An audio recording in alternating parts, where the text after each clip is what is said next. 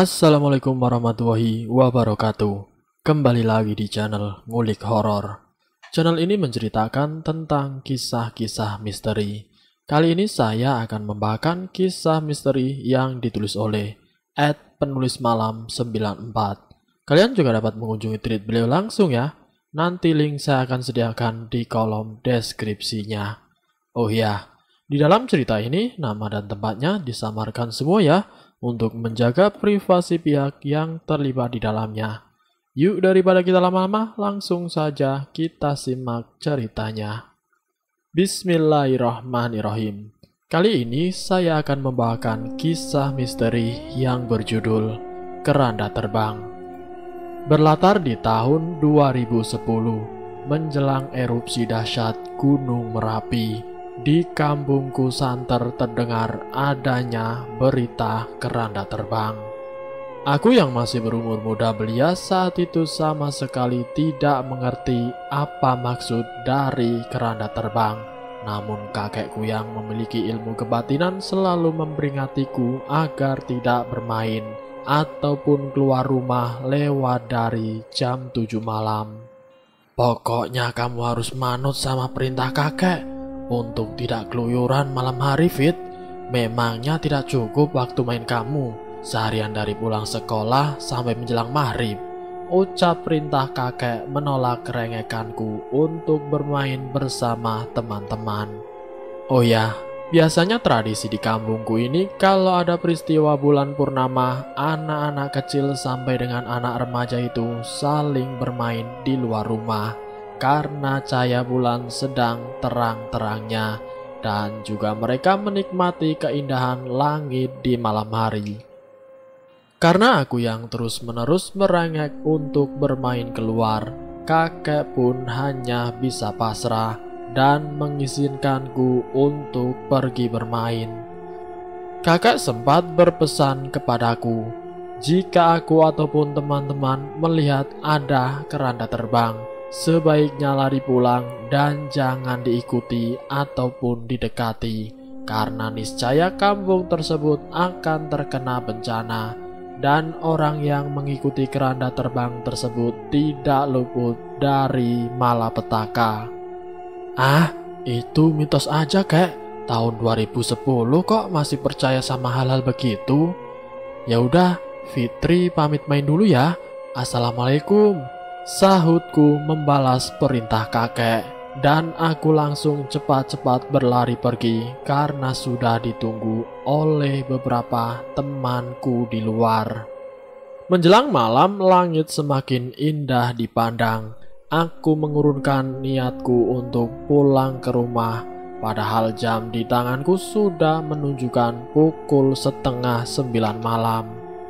Aku pun masih asik menikmati cahaya terang bulan yang ditemani oleh beberapa teman-temanku bercerita dan bersanda gurau. Ada pula beberapa anak kecil berusia sekitar 8-12 tahun yang masih asik bermain berlari-larian, menambah suasana hangat di kampung ketika malam hari. Namun tiba-tiba di tengah suasana menyenangkan malam itu, pandanganku mulai terusik oleh sesuatu yang bergerak-gerak di balik semak-semak. Aku yang mulai penasaran sekaligus agak berwaspada, takut-takut kalau ada anjing hutan ataupun ular yang akan siap memangsa di balik semak. Aku langsung memberitahu teman-teman yang lain jika ada semak yang bergerak-gerak. Restu, kamu kan cowok. Coba kamu lihat deh, ada apa di balik semak-semak itu? Kok perasaan aku tidak enak ya? Ucapku sambil menunjukkan jari telunjuk ke arah yang dimaksud. Restu dan Amar langsung bangkit dan melihat menggunakan senter dari dekat semak yang menurutku tadi bergerak-gerak sendiri. Namun setelah beberapa saat mereka melihat di sekeliling, tidak ada suatu apapun di sana. Kok aku tidak melihat ada yang bergerak-gerak ataupun yang mencurigakan di balik semak itu? Ucap Sela sambil ikut memantau dari belakang tubuh Amar. Aduh Fit, kamu ini berlebihan deh. Mungkin aja kucing yang lewat, ya kan Mar? Jawab Restu dan disambut oleh anggukan kepala Amar. Aku pun membatin mungkin saja benar kata Amar dan Restu. Bisa jadi hanya kucing yang lewat.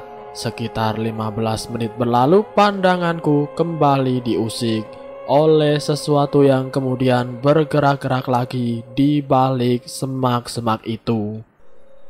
Sel, lihat itu, gerak-gerak lagi loh semak-semaknya, ucapku panik sambil menepuk-nepuk tangan Sela serta menunjuk jari telunjukku ke arah semak. Hah? Kok iya ya? Gerak-gerak sendiri? Jawab Sela yang ikut bingung melihat apa yang kulihat sebelumnya. Udahlah, mungkin juga kucing yang mau melahirkan kali. Kan tadi udah dilihat sama Amar dan Restu. Timpal Henny mencoba menenangkanku dengan Sela. Iya, paling juga kucing, jawab Restu dengan nada datar. Aku dan Sela duduknya kini saling berdekatan. Kita pun saling merangkul karena merasa agak takut melihat keanehan tadi. Terkadang semak-semak itu bergerak-gerak kencang, tetapi jika diperhatikan semak tersebut akan diam dengan sendirinya. Tepat pukul jam 9 malam lewat 15 menit, aku dan teman-teman yang lainnya beranjak pulang ke rumah. Suasana ramai dan suara tawa anak-anak kecil yang berlarian perlahan menjadi sepi karena mereka satu persatu sudah kembali pulang ke rumah masing-masing dan berganti suara jangkrik serta burung hantu yang saling bersahutan. Kemudian tiba-tiba krak, krak, krak, suara misterius kembali mengejutkan di balik semak yang bergerak-gerak. Kalau kucing kok iseng sih? Ngagetin aja malam-malam gini. Biar aku kasih pelajaran, ucap Amar yang langsung spontan mengambil kerikil kecil dan melemparkannya ke sumber suara. Dak! Bunyi kerikil itu keras terdengar seperti membentur sesuatu. Hanya memakan waktu beberapa saat muncullah dari balik semak tersebut sebuah keranda yang bergerak dan perlahan melayang.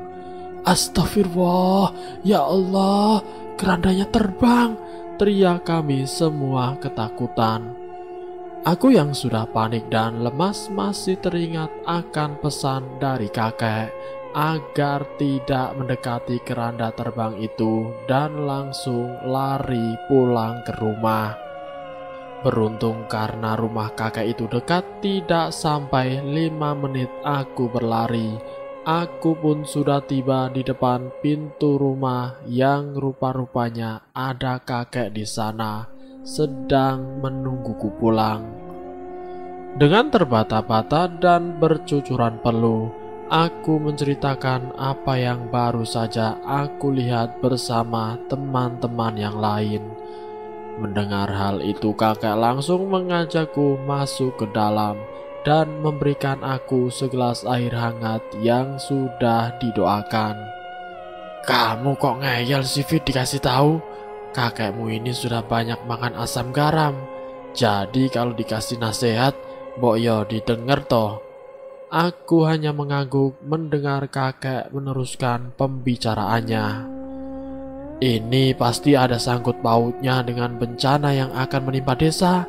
Karena 3 hari sebelum desas-desus adanya kabar keranda terbang, kakek dimimpikan oleh seorang nenek-nenek yang memakai pakaian ala keraton. Ia menghampiri kakek. Beliau mengatakan jika akan ada bencana alam yang luar biasa dahsyatnya hingga berdampak pada perekonomian rakyat. Beliau pun bertutur semestinya manusia harus terus menggantungkan hidupnya kepada Sang Maha Pencipta dan berserah diri serta berperilaku yang baik dalam konteks menjaga alam, peduli terhadap sesama, dan saling tolong-menolong. Terakhir si nenek pun bertutur, jika ada sebuah tanda yang tidak bisa muncul di kampung, sebaiknya warga tidak perlu khawatir tetapi dekatkan diri kepada Sang Maha Pencipta agar senantiasa diberi pertolongan. Saat kakek sadar dari mimpi, kakek langsung teringat akan berita Gunung Merapi yang sebentar lagi akan meletus. Ya Allah ya Rabbi, apa ini adalah sebuah pertanda darimu akan ada bencana yang menimpa desa? Semoga engkau menjauhkan kami dari murka amarahmu. Amin ya robbal alamin. Ucap doa di dalam hati kakek Liri. Aku yang masih penasaran kemudian menanyakan kembali apa sangkut pautnya keranda terbang dengan pertanda bencana alam kepada kakek. Dan kakek menghela nafasnya sebelum ia menjawab. Jadi begini loh Fit, sebenarnya keranda terbang atau istilah Jawanya pagebluk, lampor dan sebagainya adalah sebuah pertanda yang dipercaya sejak zaman dahulu kala. Di tanah Jawa akan ada sebuah musibah yang menimpa desa. Musibah tersebut akan memakan korban jiwa ataupun akan berdampak kepada perekonomian warga. Musibah itu sendiri bisa dari bencana alam ataupun wabah sakit penyakit. Sebagai contoh, ingat tidak kamu waktu tahun 2002? Mungkin kamu lupa ya, sewaktu wabah flu burung melanda, sempat beberapa warga melihat adanya keranda terbang yang berkeliling di atas rumah, termasuk kakek saat itu, yang juga melihat peristiwa tersebut ketika kakek sedang berada di pos ronda. Tidak lama kemudian wabah flu burung melanda desa, menyebabkan sebanyak 2 kandang bebek dan ayam kakek semuanya habis karena terjangkit virus flu, serta beberapa warga desa ada yang sampai meninggal. Belum lagi kerugian warga karena harus merelakan ternak unggas mereka habis tidak tersisa. Setelah banyak mendapatkan informasi dari kakek, aku yang sudah kelelahan izin pamit untuk segera pergi ke kamar dan memejamkan mataku. Entah beberapa saat aku merebahkan badan dengan mata yang terpejam sayup-sayup, aku mendengar ada suara seperti benda yang terjatuh. Brak, krak, krak, krak. Suara itu semakin jelas terngiang-ngiang di telingaku. Dan setelah beberapa kali suara itu mengagetkanku, aku baru tersadar jika itu adalah bunyi suara dari keranda terbang yang baru aku lihat. Aku langsung pergi ke kamar kakek dan memintanya melihat keluar rumah, karena aku sangat yakin jika suara itu adalah suara dari keranda mayat yang terbang. Kemudian kakek pun dengan segera berlari keluar dan melihat ke atap rumah, namun tidak ada apa-apa. Dari luar rumah suara itu semakin jelas terdengar, dan ternyata setelah ditelusuri suara itu berasal dari rumah Amar yang hanya berselang 3 rumah dari rumahku. Aku mengikuti dari belakang langkah kaki kakek hingga berhenti tepat di depan rumah Amar yang masih menyala lampunya. Kek, tumben rumah Amar masih terang. Padahal kan sekarang sudah malam. Biasanya jam segini keluarganya Amar pasti sudah tidur. Ucapku kembali membuka percakapan dengan kakek. Ada yang tidak beres ini. Kakek melihat ada keranda terbang di atap rumah Amar. Ucapan kakek sontak membuatku gemetar ketakutan. Aku mencoba melihat ke atas atap rumah Amar, namun tidak kulihat ada fenomena penampakan keranda terbang. Hanya saja suara itu masih nyaring terdengar. Ayo Fit, jangan diam saja kamu. Bantu kakek membacakan lantunan ayat suci, surah Al-Baqarah. Setelah itu, ayo kita tanyakan sama keluarga Amar. Apa semua baik-baik saja? Perasaan kakek tidak enak Fit, ucap kakek menjelaskan. Setelah aku mengikuti kakek melantunkan doa, aku dan kakek langsung mengetuk-ngetuk rumah Amar. Assalamualaikum, permisi Bu, Pak. Waalaikumsalam. Suara dari balik pintu menjawab salam serta membukakan pintu rumah. Oh, Mbahnya Fitri sama Fitri toh. Tumben malam-malam begini bertamu. Ada apa ya? Iya, monggo masuk dulu, jawab Bu Sumi mempersilahkan kami berdua masuk. Nggak usah repot-repot Bu Sumi, kami cuma mau menanyakan apa Amar baik-baik saja, timpal kakek. Anu Mbah, tadi Amar katanya habis main sama teman-temannya, tapi pas mau pulang dia melihat keranda terbang. Terus Amar berlari. Sampai di rumah, kening dan badan Amar panas sekali Mbah. Dia terus meracau Mbah, mengulang kata maaf, maaf, maaf, sambil bergetar menggigil kedinginan Mbah, ucap Bu Sumi menjelaskan. Lalu di mana sekarang Amar Bu? Bisa tidak bawa saya buat ketemu Amar? Saya mau mencoba menyembuhkan Amar, pinta si kakek. Oh, boleh Mbah. Amar ada di kamar, sedang dikompres sama bapaknya. Rencananya kalau panas Amar masih tinggi, besok Amar mau kita bawa ke puskesmas aja Mbah, ucap Bu Sumi mempersilahkan kakek dan aku masuk ke kamar Amar. Tenang Bu, sakit Amar sepertinya bukan sakit medis.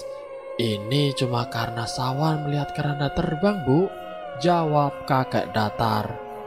Loh, saya dan suami pikir Amar ini karena badannya panas tinggi jadi mengigau dan berbicara tidak jelas Pak. Malahan suami saya bilang badan Amar panas karena masuk angin habis main di luar malam-malam, ungkap Bu Sumi. Tanpa berlama-lama kakek segera menuju kamar Amar dan meminta izin untuk menyembuhkan Amar dengan media perantara air yang sudah didoakan supaya Amar bisa cepat pulih kembali. Setelah Amar coba disembuhkan oleh kakek, benar saja panas Amar mulai mereda dan Amar bisa kembali tertidur. Kakek menjelaskan jika keranda terbang yang dilihat Amar dan teman-temanku adalah nyata adanya, tidak perlu ditakutkan. Karena itu adalah sebuah pertanda yang diberikan oleh alam. Singkat cerita, beberapa hari kemudian, tepat di bulan Oktober, puncaknya tanggal 26, Gunung Merapi mengeluarkan erupsinya dan juga hujan abu vulkanik yang berdampak pada beberapa wilayah sekitar Jawa Tengah. Kampungku yang berada di Cilacap sampai Majenang ini juga tidak luput dari amukan si Gunung Merapi. Kabut tebal dan hujan abu vulkanik menyelimuti kampungku selama hampir 1 minggu. Akibatnya warga mengalami kerugian besar karena banyak ternak yang mati dan juga gagal panen serta kekurangan pasokan air bersih. Banyak pula warga yang mengeluhkan penyakit ISPA karena udara bersih ikut tercemar abu vulkanik Gunung Merapi. Sesaat sebelum erupsi Merapi, tidak terhitung banyaknya gempa-gempa kecil yang terasa sampai di desaku. Namun beruntung warga tidak ada yang menjadi korban ataupun adanya kerugian dari gempa-gempa susulan tersebut. Namun sebaliknya, petaka terjadi saat Merapi sudah erupsi. Akhir cerita dari kisah keranda terbang ini, aku mengambil kesimpulan jika sebenarnya keranda terbang adalah sebuah peringatan jika akan ada sebuah wabah penyakit ataupun malah bencana alam yang akan terjadi di waktu dekat. Tetapi aku pribadi tidak bisa menjustifikasi jika keranda terbang dalam kepercayaan di beberapa daerah adalah ulah iblis atau setan yang akan mencabut nyawa manusia. Dan konon katanya sampai membuat orang yang melihat penampakan itu akan menjadi tidak waras, hilang kesadaran. Karena kepercayaan dan sudut pandang setiap daerah terhadap fenomena keranda terbang adalah berbeda-beda. Dan selesai, itulah cerita pengalaman keranda terbang. Semoga apa yang baik dalam cerita ini bisa diambil sebagai contoh kehidupan. Dan semoga pula kita dijauhkan dari hal-hal yang tidak kita inginkan. Semoga dalam masa pandemi ini kita selalu dalam lindungan Allah SWT. Ambil sisi positifnya dan buang jauh-jauh sisi negatifnya. Terima kasih sudah mampir di channel kami. Jika kalian tertarik dengan video kami, silahkan tekan tombol like, share, dan komen. Tekan subscribe untuk mengikuti video kami selanjutnya. Wassalamualaikum warahmatullahi wabarakatuh.